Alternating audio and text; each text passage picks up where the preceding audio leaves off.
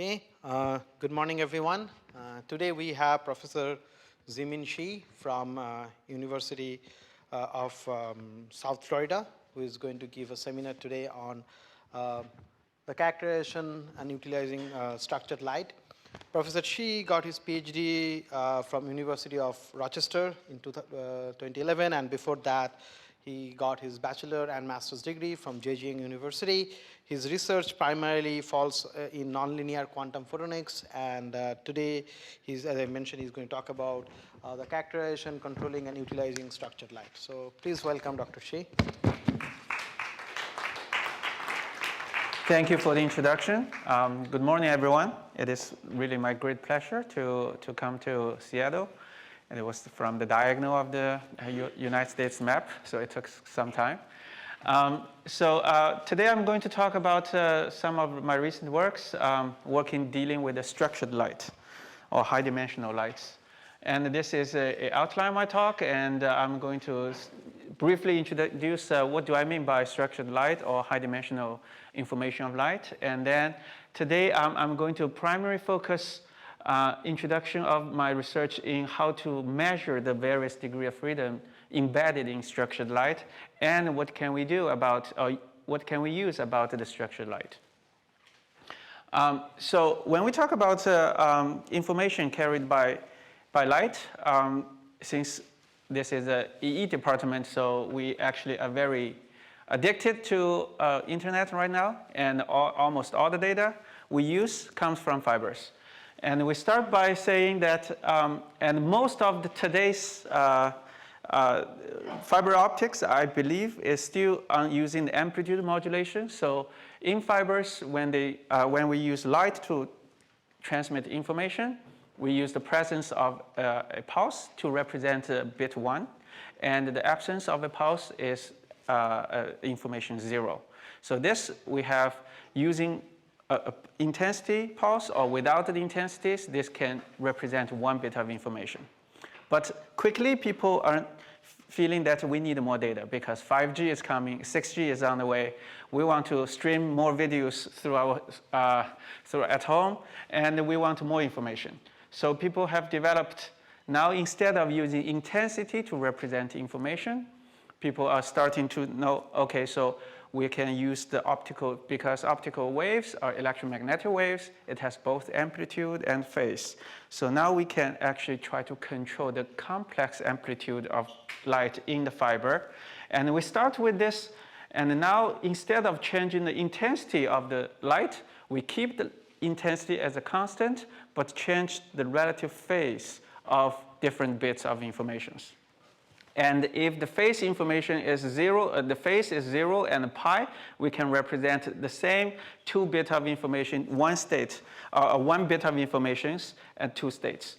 And as the technology advances, people can put actually more information on the phases. For example, if each levels, we can basically modulate by 90 degrees.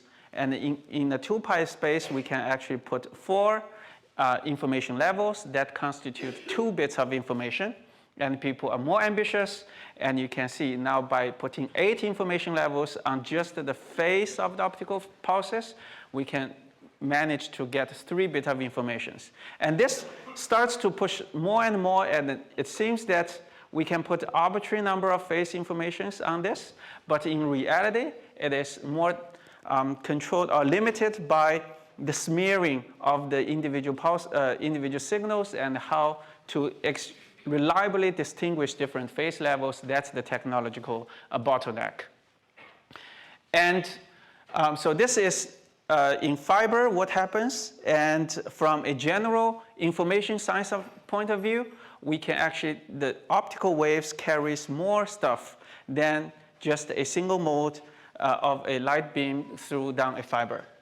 So if we just look at what do we mean by structured light, we can actually say the light can be expressed in terms of its color, its complex amplitude, or the amplitude and the phase, the polarization, and many other things.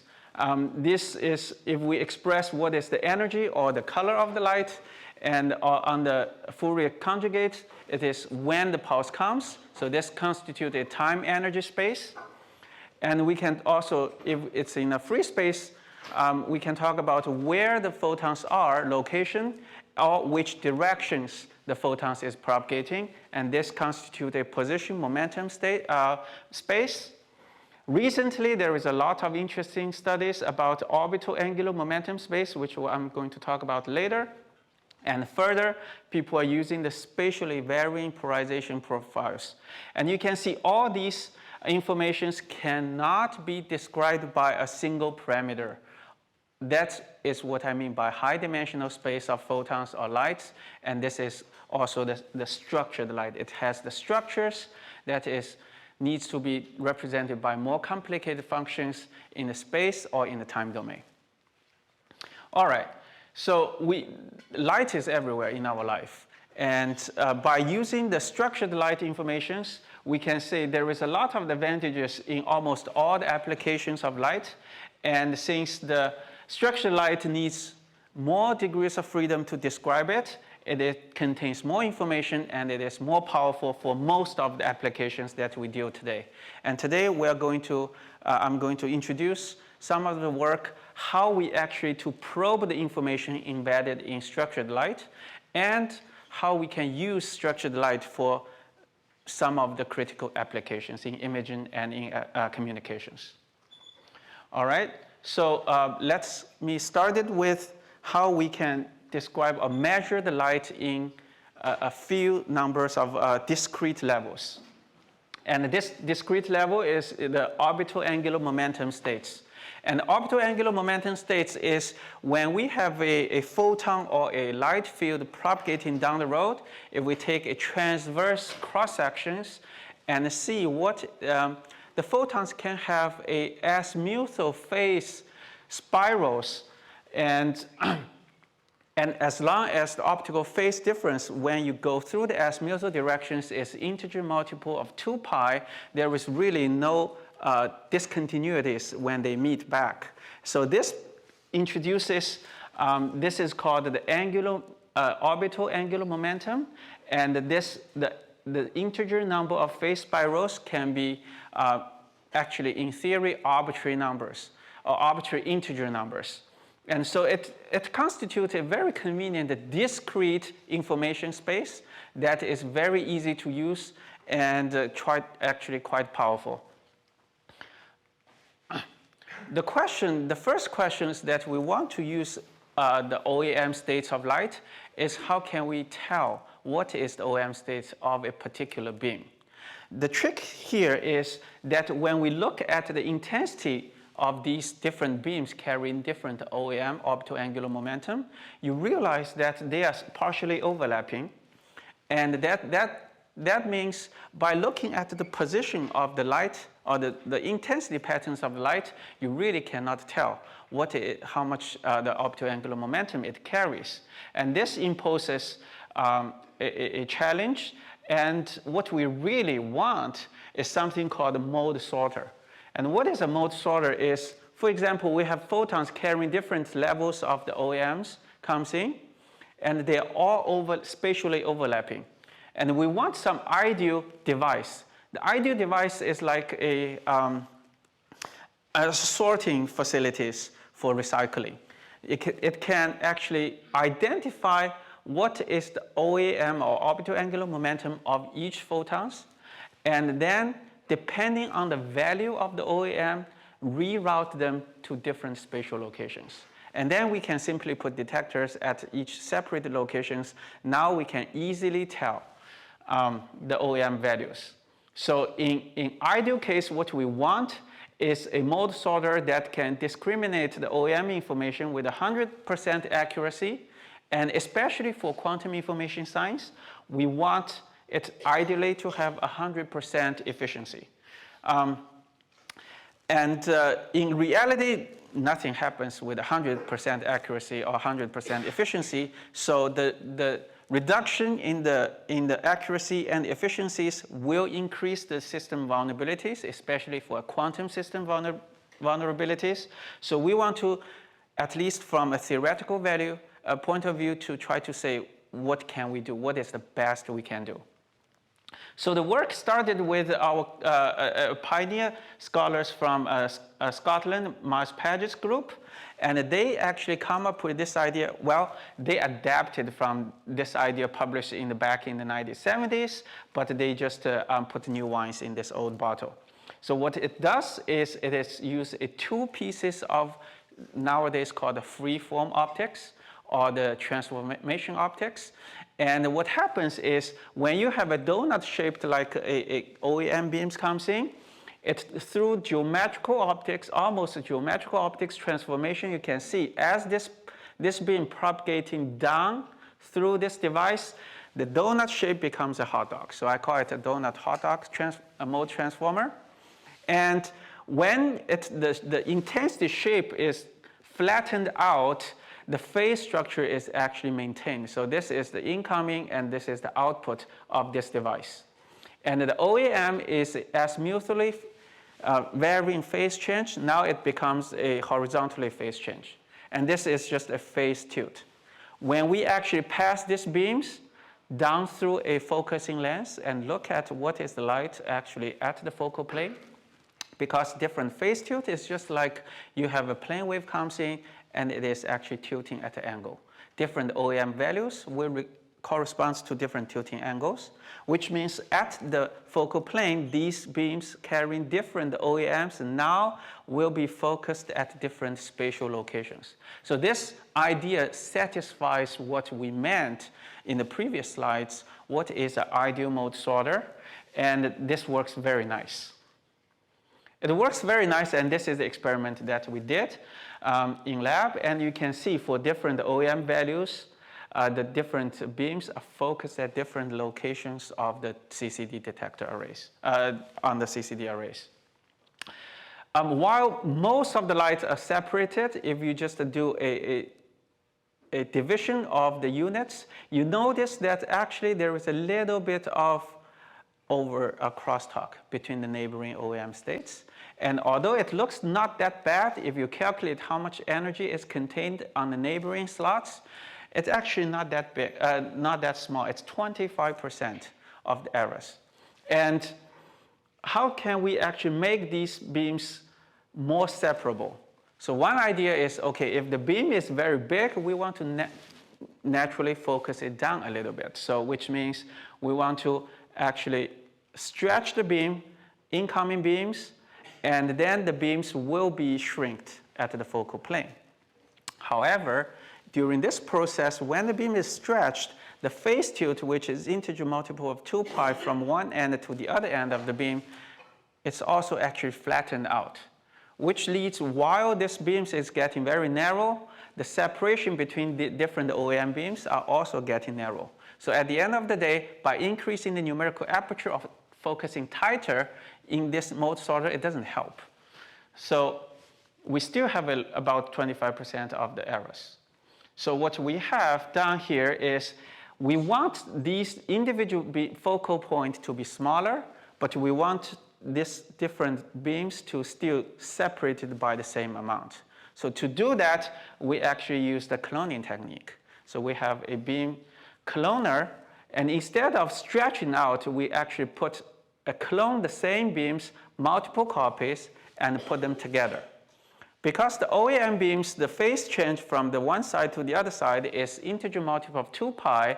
You see a phase jump over here, but this phase jump is still integer multiple of 2 pi, which means actually effectively the phase jump does not exist. So when that happens, the beam is big, which leads to a smaller beam shape, but the phase tilt remain the same, which means the separation between different OEM orders are the same. So this is what will happen after we do this approach, and this is experimentally, you see, if we use 7 clone copies of the beams and put them together, instead of a big spread out focal point, we have a very narrow beams in the focal point, and they're very well separated. So in our experimental result, the torque is actually reduced to 5%. And in theory, this 5% can be even pushing down, depending on your fabrication errors. So this is, we tested how to separate 25 different OEM orders. So the OEM can carry from -12 to +12. And this is the detection matrix. And you can see that almost all the light is correctly detected with a very little crosstalk about. So if we look at the diagonal matrix, you can see this is our actually the improved result as compared to before we use this mode sorter or the cloning technique. And so here we just show that how we can actually using transformation optics to detect the different values of the orbital angular momentum of light. So later on, we want to actually extend the concept into, instead of just looking at the azimuthal mode index, that is the OAM, we also want to separate modes that has radial index. So these are the complete Laguerre-Gauss mode basis. And we come up with the idea that by integrating a radial mode sorter and the OEM mode sorter, we can actually provide a pathway to fully distinguish individual LG modes, So these are some of the first experimental results showing that we can actually, using the radial mode sorter to sort it out LG modes with different radial index. And then this is the final results that different LG modes will be actually focused down on 2 different cameras at various locations. The same idea has been actually also be extended to Hermit Gaussian modes. So the idea here is there is a very nice geometrical optics trick that we can convert a Hermit Gaussian mode to a Laguerre-Gauss mode. So the first step is to convert into Laguerre-Gauss mode and then use the previous slides to do the job. And, but in the end of the day, we can show that by designing mode sorters, it is possible to distinguish spatial modes of the optics and to tell each, even down to the single photon levels, what is the OEM content or even the more two-dimensional mode index of a mode. What is left? The sorter-based approach actually is measuring the probability or the intensity of the beams, which means how many percentage of the energy is in individual OEM states. And in quantum mechanics or even in classical optics, what we really care is actually we want to completely describe a photon in terms of its complex probability amplitude and each states. And this complex probability amplitude has both the amplitude and the phase of it. And the sorter-based cannot tell the phase. So we want to move on and see how can we measure the phase. All right. So this actually started from the quantum metrology point of view. So first, let's take a look on what we have done in the traditional quantum state tomography. The quantum state tomography expresses that if we actually have a n-dimensional quantum states, usually to fully characterize it, we need to design the n squared minus 1 projection measurement. And we want to take individual measurements in sequence, and then there is based on n squared minus 1 results, there is a whole post-processing procedures to reconstruct what is the quantum state. So as an example, the polarization state of light can be expressed in terms of 2 complex numbers in a 2 orthogonal polarization basis. So this is the H means horizontally polarized light and V means vertically polarized light. And the polarization state can be mapped on this is called a polarization Poincare sphere. So it actually spans like the surface of Earth. To measure these 2 complex numbers, alpha and beta, usually traditionally we have to measure the 3 Stokes measurements. So the number is 2-dimensional, 2 squared minus 1 is 3. So we need to measure actually 3 Stokes parameters. And you can see each parameter is associated with alpha and beta, but not in a straightforward fashion. So after you measure S1, S2, S3, there is a reconstruction process to say what is the value of alpha and what is the value of beta. And this global, the measurement in sequence and the reconstruction really limit how complicated the quantum system needs to be, can be, that we can practically measure. All right, so it is actually, you can see the complexity, time, and efficiency are very, very actually inefficient. So around 2011, there is a friend of Jeff Lundin from in Canada. He actually published a paper in Nature and introduced a new concept called the direct measurement.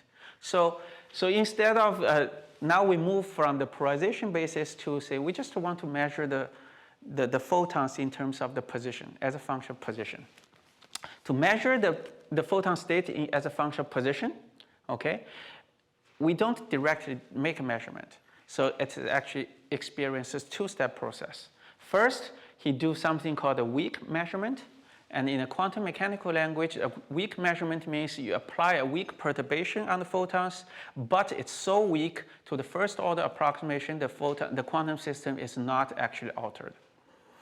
And then he do a follow-up strong measurement, which you destroy the photons, so you take the measurements, but through the formalism, he can show that the final measurement results, which is called the weak value, is actually directly proportional to the complex value of the probability amplitude of the photons in particular position. So the biggest contribution of this pioneering work is that each measurement is directly related to one value of the state vectors, and which means the complexity of the post-processing reconstruction process is gone. However, if you look at how it measures, it still needs a scanning process, which means the time and the efficiency is pretty low. So we actually was inspired by his idea and rearranged where we designed the weak measurement and the strong measurement. So in order to measure the same, we want to measure the photon states in the position basis. We actually goes to the Fourier conjugators, go to the momentum space, and do our weak measurement. And then we go back to the position space and do our strong measurement. So it can be shown that through this process, the weak measurement still only do a weak perturbation, but our particular measurement result is still kind of directly related to the complex state vector in particular position. However, the key difference here is that now the measurements can be parallelized. If I put a detector array here, I can measure different locations at the same time. So that's the key difference, that we don't need a scanning process anymore. And in terms of the time and the efficiencies, everything is instantaneous and improved. And let me just introduce, just show you a little bit classically how it works. So we are coming in with a complex arbitrary photon states, but the polarization is all vertically polarized. So when we first go to the momentum space or onto the focal planes, we actually perturb the polarization of a single point. That is our weak measurement. And that perturbations, as long as the rotation angle is very small, you can see that the original field is not changed a lot. So when we go back, now in the vertical polarization cases, you retrieved almost the same as your incoming beam. At the same time, there is a little bit of horizontally polarized version, which will give you a uniform, homogeneous horizontal polarized light. And by measuring individually what is the local polarization state of light, the polarization state of light is directly corresponding to actually the complex value, the real and imaginary part of what is the field looks like here in the complex values. All right, so this is the schematics. We use the SOM, spatial light modulators, actually to create anything that we want to measure so we can check how accurate our measurement is. We are using a second SOM to do the weak measurement, which is essentially rotated polarization of a single point. And then we do another polarization measurements on the detection planes.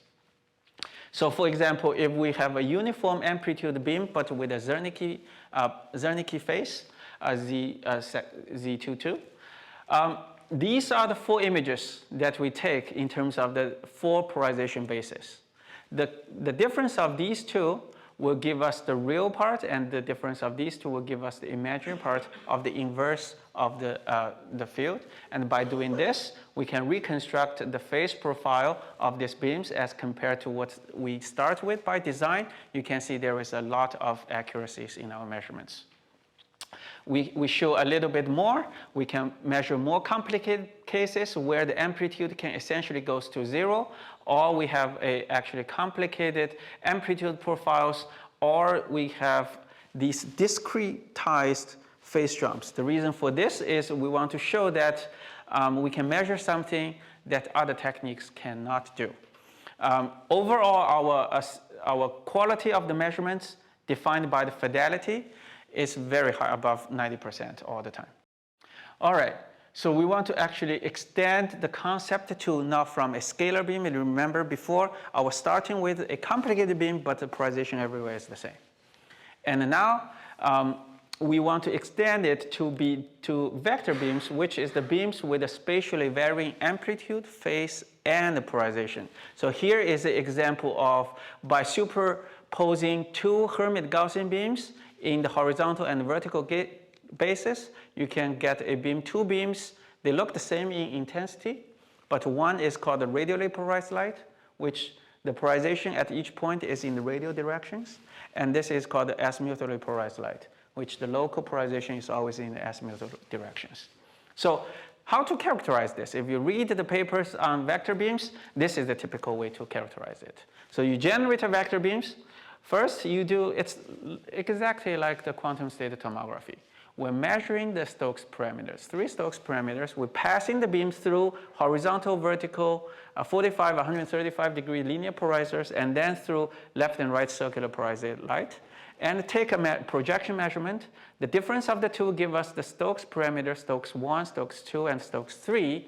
By using these 3, we can reconstruct what is the polarization state of the light. However, during this, we can only know what is the spatial polarization profile of the vector beams, and we have no idea what is the phase structure of the beams. So we're losing part. We're only seeing part of the information embedded in the vector beams.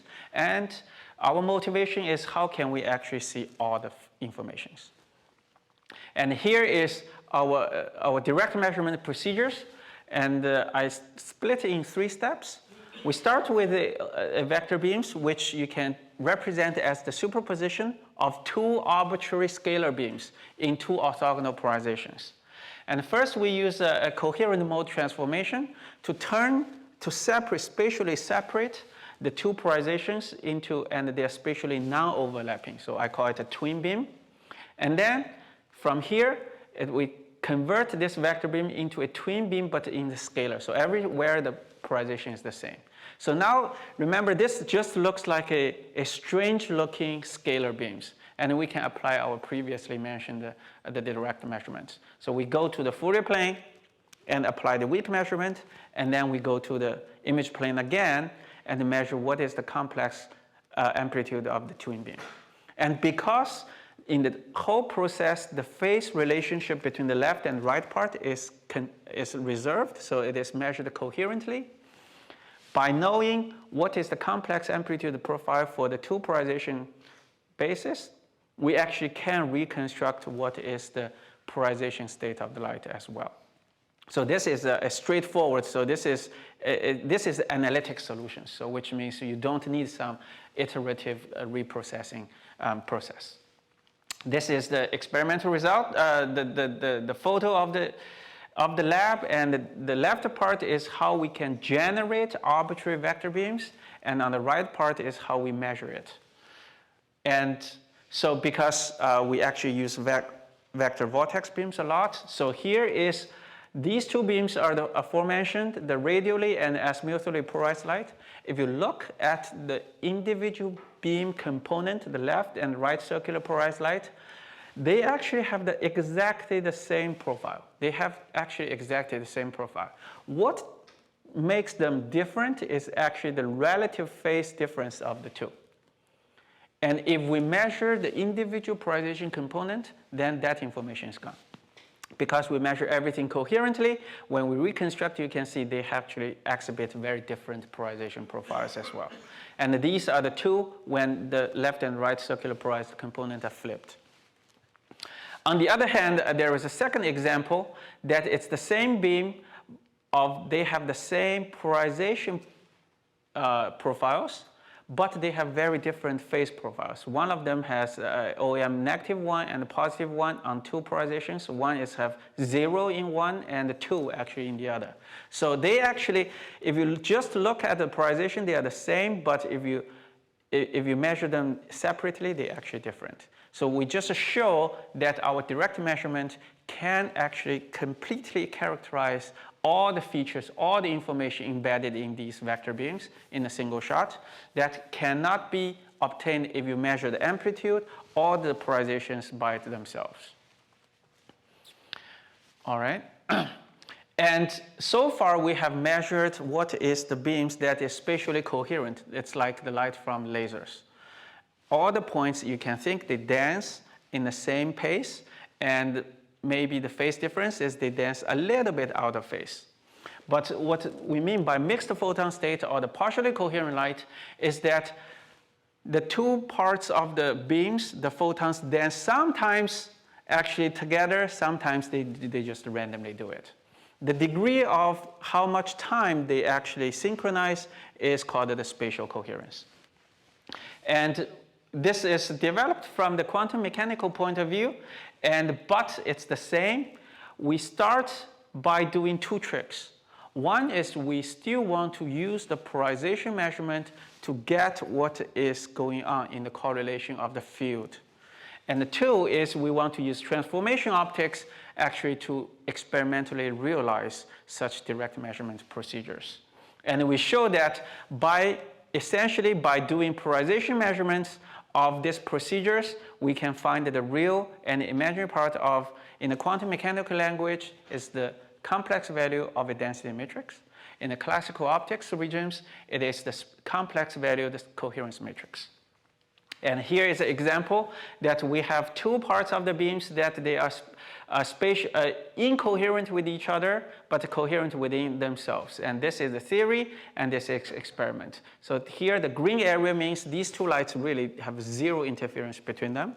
So when you correlated them, you get 0. And the next example shows, okay, everything is spatially actually correlated, but it is an incoherent superposition of 3 modes expressed here. And this is the theory of what is a density matrix looks like for this incoherent superposition of these 3 modes. And this is our single shot measurement. So you can see our measurement actually is one of the first method that we know can, in a single shot, realize the complex value of the density matrix or the spatial coherence matrix of light. And with extremely high, actually, the fidelities. All right, so far I have introduced some of the direct tomography ideas, and you can see that the key our motivation is to develop characterization methods that can in a single shot to measure all the information trying to embed it in the optical beam. And we want to get rid of the state reconstruction process, and we want to get rid of the scanning process. And we want to actually measure multiple degrees of freedom of light at the same time. And we have shown the extension to measure the vector beams, and the partially coherent light is very successful. And in this language, you can see some of the slides was written in a quantum mechanical language, but at the end of the day, the measurement is the same for the classical lights and for the quantum states of light. So the measurement can be done for classical applications and quantum applications at the same time. All right, so now let me switch gear and talk about what we can use about the structured light. Or now we realize that multiple degree of freedom light are all actually present in the optical field. Can we do something that is useful? So the first idea example I'm going to do is how can we do a three-dimensional imaging using multiple degrees of freedom of light.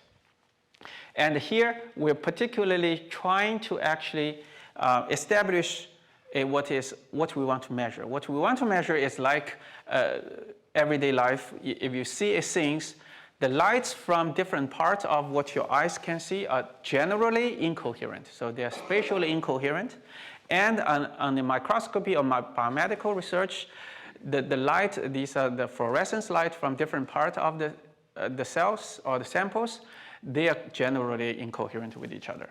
So we're dealing with an incoherent thing, and we want to try to capture the three-dimensional information in a single shot. And I call this technique called self-interference polarization holographic imaging. You can see that because it is incoherent light, which means the light from one point do not interfere with the light from other point. So in order to actually to find what is the information of the location of each individual light sources, we want to construct some kind of interference patterns. And this interference patterns, we're using the polarization tricks. So only the light coming from one point will interfere with the light from itself.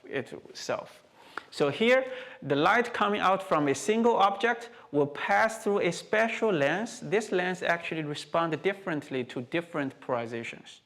So one polarization, you can see the right polarizations, actually essentially the pink part is collimated after this lens. And the left circular polarized light actually is focused.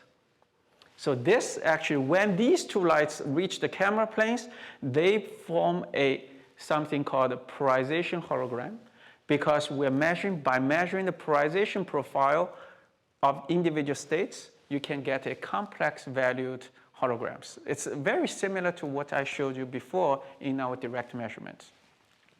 And the whole thing is actually a convolution of a convolution of a transfer function or the Green's functions with the individual points in the entire thing.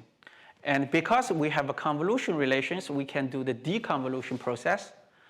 From a single point, we can deconvolute and see what is the thing looks like for any arbitrary planes that you can calculate back. So essentially, some of you may know the camera Lytra. So the Lytra is a camera that you can shoot and then refocus. It's the same idea here. You shoot in a single shot, and then you can refocus the image back to arbitrary planes that you want. So this is an experiment that we again use a spatial light modulator to create arbitrary point sources in a three-dimensional space. And then we're using another spatial light modulators to do this sci-fi, the imaging, 3D imaging cases. This is the experimental result for a single point. And these are the 4 polarization profiles that we receive at the camera. And the simple operations between them, you can get the real and imaginary part. And if you and this forms our hologram. And if you do the deconvolution process, if you go back to exactly the same plane where the point source is located, you get a very sharp point. If you refocus back to a different plane, as you see, I can refocus back to any planes. And if it is not there, you see a blurry spot. So by scanning through the space, you can calculate or you can make a judgment where actually this point source is located in the z directions. So that was a single point. And now you can see we have 2 P and L, 2 letters composed of different points, and they are located in 2 different z planes. And again, it's a single shot, and we refocus back. You can clearly see that the letter P and the letter L are being focused at 2 different planes, showing the 3-dimensional information of this thing. And I suppose this doesn't work as well. But since it is a single point, we can trace the motions. If there is a single point object like a phosphor, like a tagged fluorescence samples, moving in the three-dimensional case, like a samples, you can actually trace where it is. Unfortunately, the movie doesn't work out. I should have tested before the talks. I apologize for that. But we can actually trace a single object as long as you don't have too many of them. So you can use the algorithm to trace where the three-dimensional locations are there. All right, so something that was surprising that also came up. If we just image 2 points that is very closely spaced, and in optics, we all heard of the Rayleigh criteria or the diffraction limit. So if the 2 points are very close, it's more and more difficult. And sometimes if it is below the Rayleigh criterion, which is related to how the numerical aperture of your imaging system is, you cannot dissolve them. However, this is the 2 points that directly captured by a camera using the same lens, the focal length. And this is sci-fi, so our holographic systems. And if you just plot out the cross sections, you can see the sci-fi actually can resolve the 2 points better. So a very quick explanation is the holographic imaging system stands in between, take the advantage of both the incoherent imaging and the coherent imagings. So this is coherent imagings. This is the modulation transfer functions or the ATF amplitude transfer functions of the spatial frequency domains. So in our holographic imagings, we have a cutoff bandwidth that is similar to an incoherent imaging system, but essentially all the frequencies all pass through. So that way actually explains why we actually have kind of a super resolution behavior in this case. Another recent work that we have done in collaboration with Bob Boyd at Rochester is if we usually we take a camera and see what is the light in terms of the positions. But you can change the gears and we can measure the optical field in terms of the modes. So this is an example. So instead of a camera, we actually put a mode sorter, the LG mode sorter that I mentioned before, and measure how much power goes to individual modes. Through that process, we actually can show that as the 2-point source gets closer and closer, the direct imaging will reach, this is the Rayleigh criteria. The mode sorter based approach actually can beat below the Rayleigh criteria as well. So now, instead of the previous case is holographic imagings, and this is instead of imaging based on the position, we imaging based on the modes. And both we can show that you can beat the diffraction limit and achieve super resolution imaging. I guess this is kind of the summary. By you understanding what is the powerful information that is embedded in terms of the structured light, we can actually really help improving the imaging conditions of our systems. And the last, I want to talk about some recent work that we're very excited about and hopefully can work with ARCA here, is turbulence resilient free space communication using vector beams. And so why free space? So if you want to establish connections from one point to another point in the rural areas, in the battlefield, in any arbitrary conditions, there are multiple ways to do that. RF, which is kind of very actually convenient or very mature technologies right now, but usually the RF signals goes everywhere. So it is not secure enough. Or you can use optical fibers, but you have to actually have somebody to establish the fibers from point to point, which means if you're moving, it's very difficult. And so the free space communication is just you have a flashlight, you're shining towards the point that your receivers or your friend is located on the other hand. And because light travels in a straight line, it is very secure. And because it's optical, it has a much higher bandwidth than the radio. And shining a light doesn't cost much. And because you're holding your flashlight, you can move it very quickly, so you can reconfigure your setup very easily. So that's the attraction of the free space optical applications. And again, we want to talk about the data rate. We want to show that we want high data rates, even point to point, I still want to watch videos. or listen music or something through it. So we want to use something that can increase the bit rate. Instead of just modulating the amplitude, we actually propose to use the spatial modes of light. And because this is transverse spatial modes, they offer an additional degree of freedom that can carry information. So 2 examples you already see is the OEM basis. We can carry information in terms of the OEM contents of the beams. And another case is the polarization basis. And these two, a lot of work have done on the OEM basis, a little bit less work done on the polarization basis, but everything, and I tell you, what is the challenge? The challenge is this. You probably have recognized if you drive, I'm not sure how hot Seattle becomes.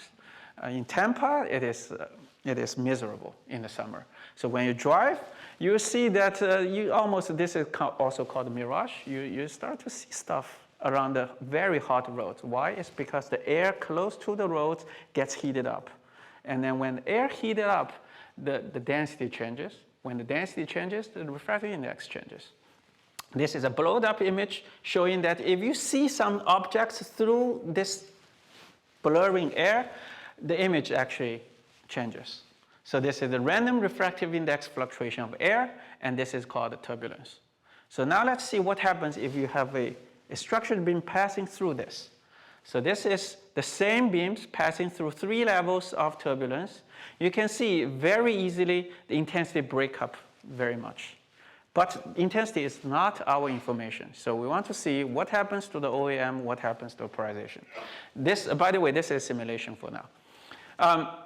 This is the OEM contents of no turbulence. It looks very spiral. And you see a little bit of curved. That's the defocus. As the beam propagates, you have a defocus. That's natural. But it doesn't affect the OEM content. OEM content is still preserved. When you have weak and strong turbulence, actually, this simulation is not that strong. So you can see this very nice spiral phase actually gets destroyed very, very quickly. And when this looks like this, you know the information that you encode in the OEM content of the beam is lost.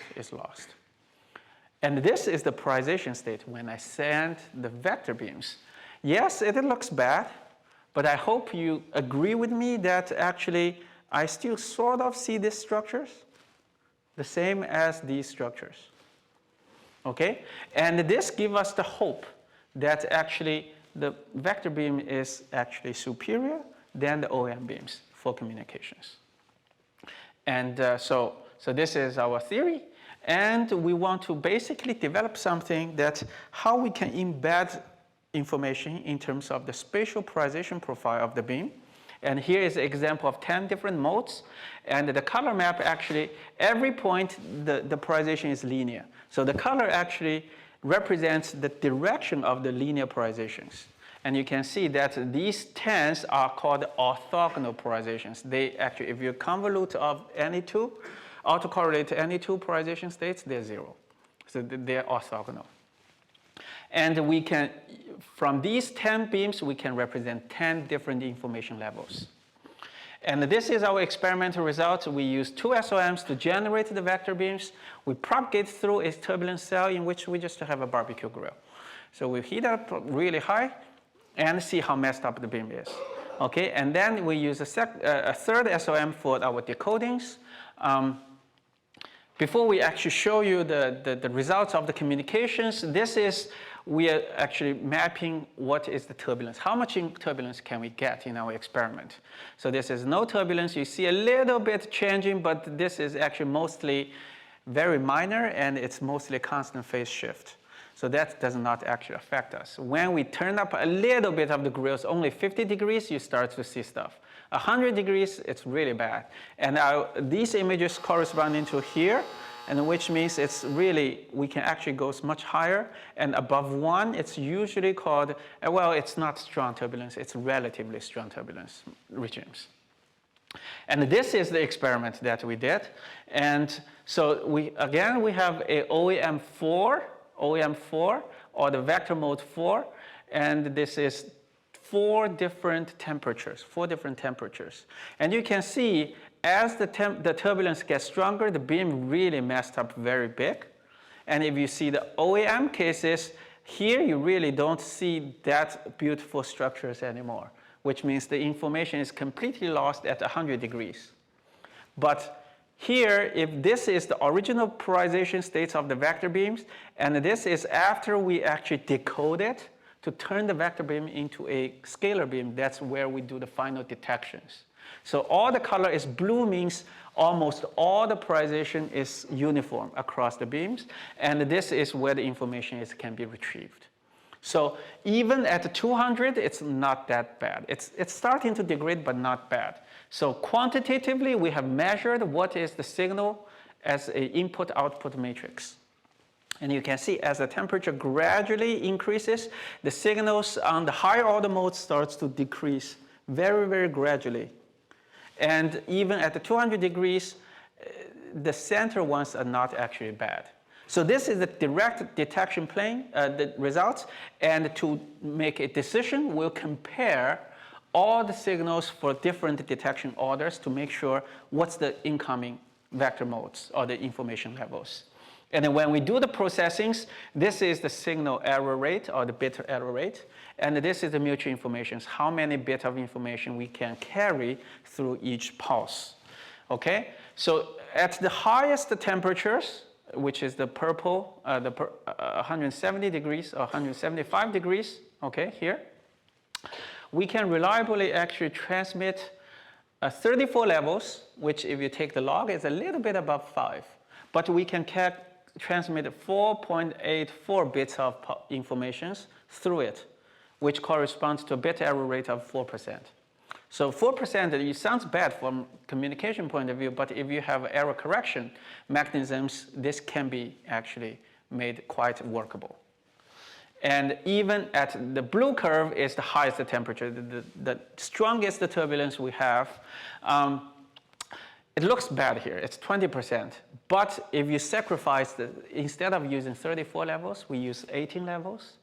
You can see in 18 levels, we can actually transfer more than 4 bits. 18, the log of 18 is only a little bit above 4, which means the error introduced is much smaller, and we can still transmit 4 bits of information per pulse through such a strong turbulence. And we are trying to push the limit by studying what are the other ways that we can do right now and to make a practical solutions. Another thing that I want to mention is our protocol doesn't have these complicated called wavefront aberration corrections, adaptive optics, which people are using. There is a lot of research efforts, but so far it's quite effective only for small or weak turbulence. For strong turbulence, it is a challenge, ongoing research efforts, and we provide an alternative way. Actually, you can actually transmit information without using these complicated devices. All right, so as a summary, I've shown you that how the structured light offers a vast space of information that can be done in fundamental studies and applications for optical information science. And we are particularly interested in developing direct tomographic protocols that you can actually characterize a structured beam, all different informations simultaneously in real time. And we have shown that by using structured light, we actually can improve the performance of current imaging and communication system vastly beyond the current knowledge. And at last, I'd like to thank my collaborators, my students at the USF, my former advisor, Bob Boyd, and Yu Zhou is the grad student right now. We are working on a joint project sponsored by ONR.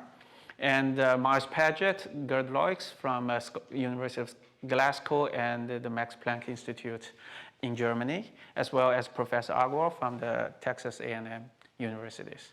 At last, this is a picture of Tampa Bay, and any visit is welcome. I thank you very much.